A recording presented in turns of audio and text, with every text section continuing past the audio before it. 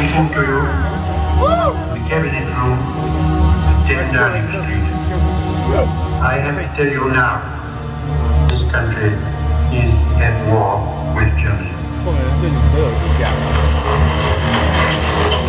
And I actually remember hearing Chamberlain, and it was on car radio outside the school, Valentine Road.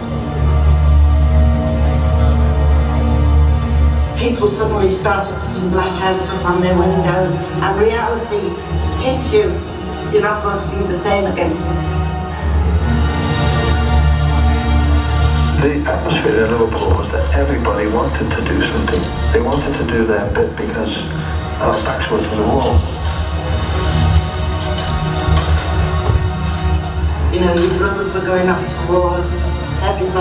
Life was being changed.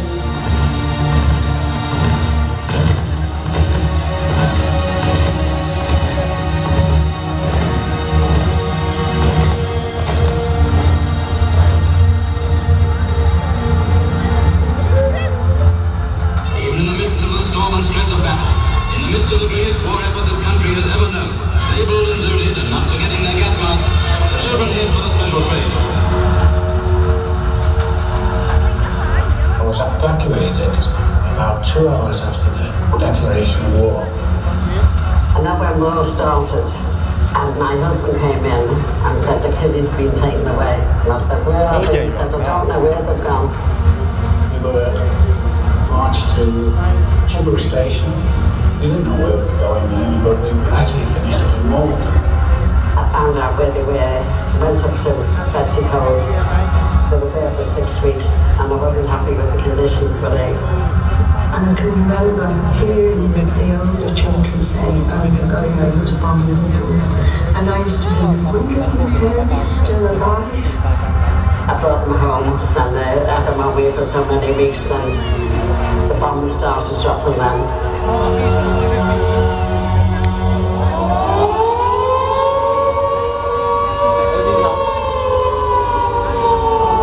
1941. The Blitz had started.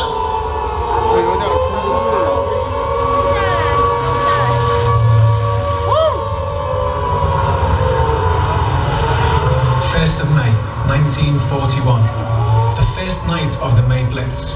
Just before 11 p.m, 43 enemy aircraft attack Merseyside. The first bombs fall onto Walsall.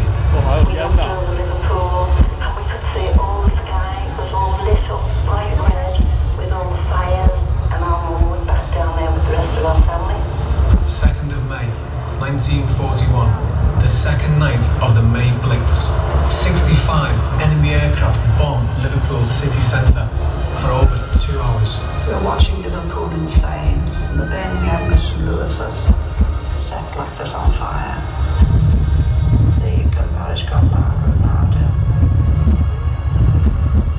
3rd of May 1941, the third and the most devastating night of the May Blitz saw 298 enemy aircraft attack Merseyside for 6 hours.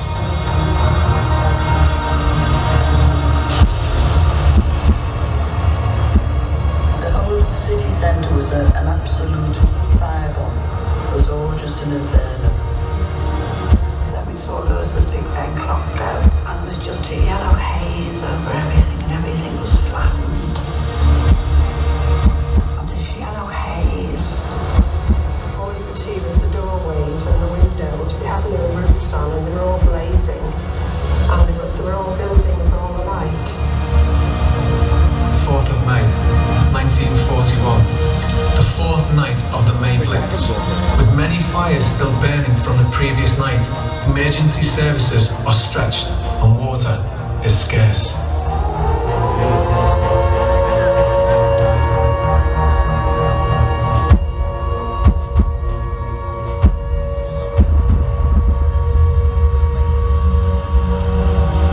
Everywhere was all cordoned off, and we didn't have any water for 3 days. We walked down to Addison Street, and as we were walking down a little and seeing the top part of the school was all bombed and there was rubble coming out of the windows and the doors, and people were digging with their hands. 5th of May, 1941. The 5th night of the May Blitz. Residential areas are severely damaged.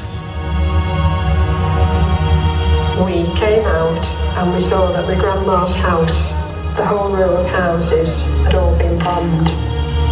Great Orphan Street, which is around the corner from Catholic Cathedral, when we walked down there, there was a girl and she was standing on top of the debris in our house and she was screaming, "Get me mum out, get me mum out." I mean, you went into work and then you'd say cheerio to everybody, and then the next morning some of the faces didn't appear. They'd been killed.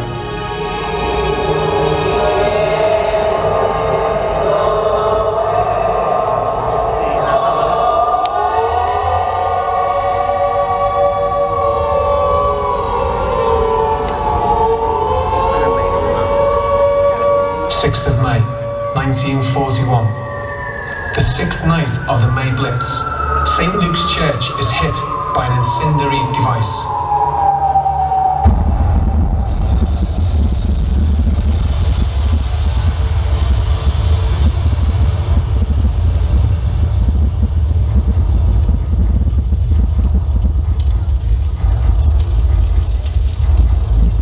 An incendiary bomb is like a giant match.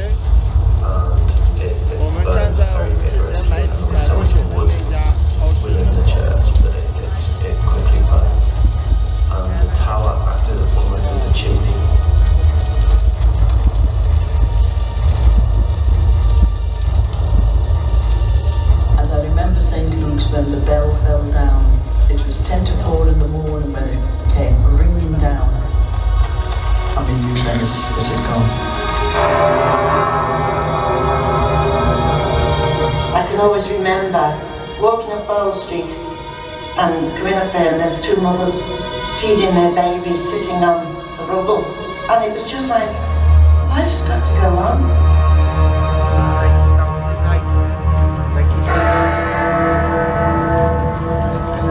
Yesterday morning at 2:41 a.m. at General Eisenhower's headquarters, the designated head of the German state signed the Act of Unconditional Surrender. Today is Victory in Europe Day.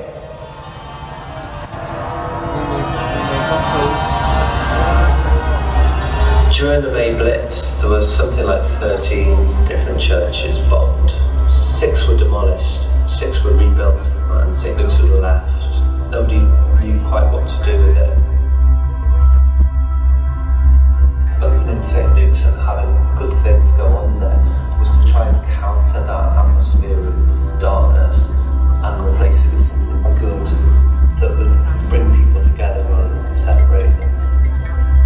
During Chinese New Year, you'll see 3,000 people sitting on those steps, waiting for the parade to come by.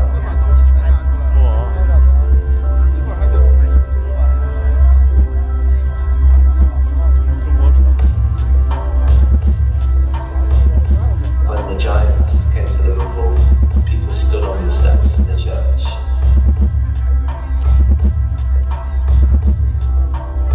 It is a focal point of the city.